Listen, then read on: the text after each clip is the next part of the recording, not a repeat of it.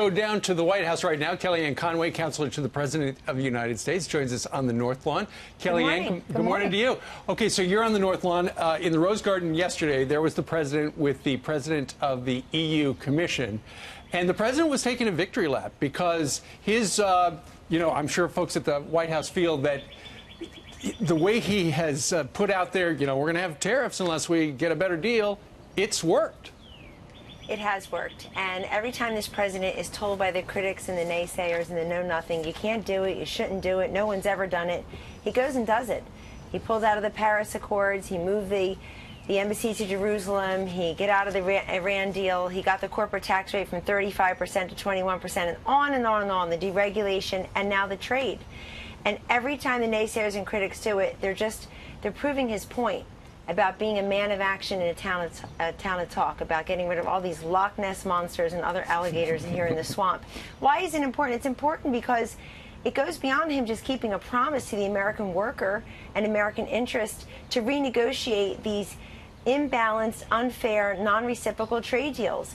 He's actually putting America first, but by standing shoulder to shoulder with other leaders, in this case the EU, and trying to renegotiate, and as the president said in the Rose Garden yesterday, quote, working toward better trade deals and better deals overall. And this is incredibly important because this president now is taking the model of reforming taxes, historically cutting our taxes and reforming the tax code, and applying it to trade. He got our economy robust. I don't know what the GDP number will be tomorrow, but I guarantee it won't be the anemic 2% or less that the last president told us we had to settle for. It could be double that. Our unemployment rate is less than 4% or about 4%. Today, the president will travel to Iowa and Illinois to build on his work for the American worker.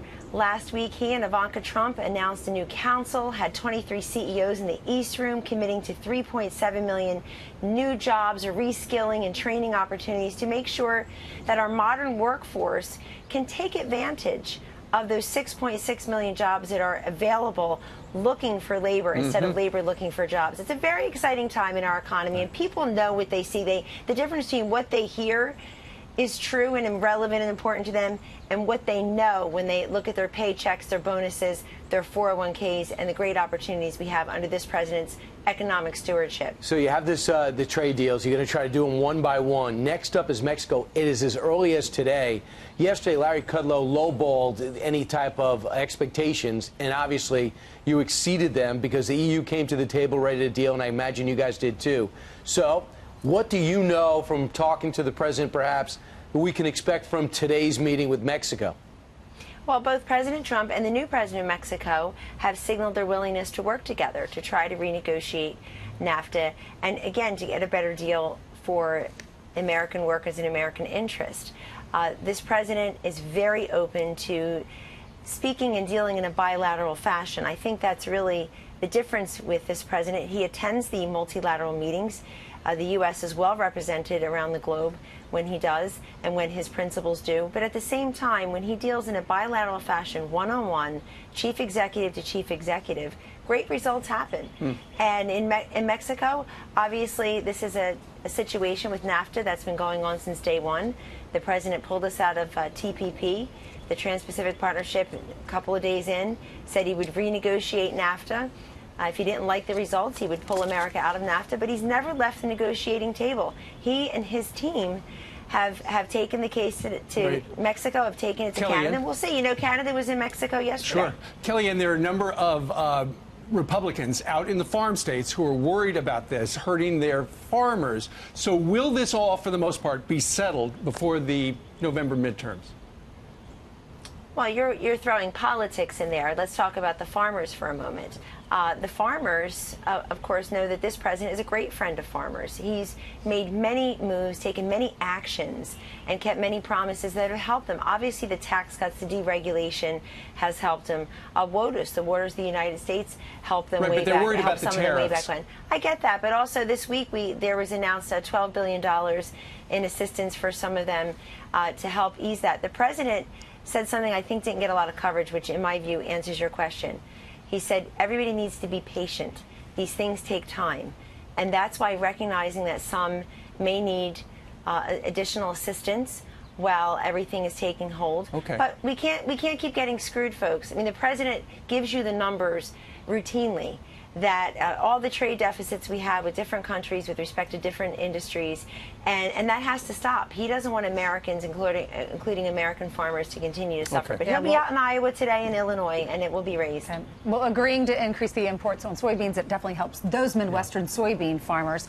Let's talk about something else, too, because our leaders in Congress, they're getting closer and closer to getting more money for the wall. But then you have Congressman Joe Crowley, who is the guy who just lost to the socialists here in the New York area. He's now suggesting take it even a step further than just reuniting the parents with their kids, but giving the kids, those illegal children, giving them money, compensating them for what they've been through. This is a guy who's getting ready to leave. He was just defeated. Why is he saying this? Well, he's defeated in the primary. We should probably note that Joe Crowley's name still appears on the third-party line on the ballot. So maybe that's what this has to do with. It also has to do with just the fast move to the left. I mean, you move so quickly, you're just going to slide off, I think, eventually. And he was beaten by a person who was screaming socialism, went through the Midwest with Bernie Sanders this past weekend and talked all about it.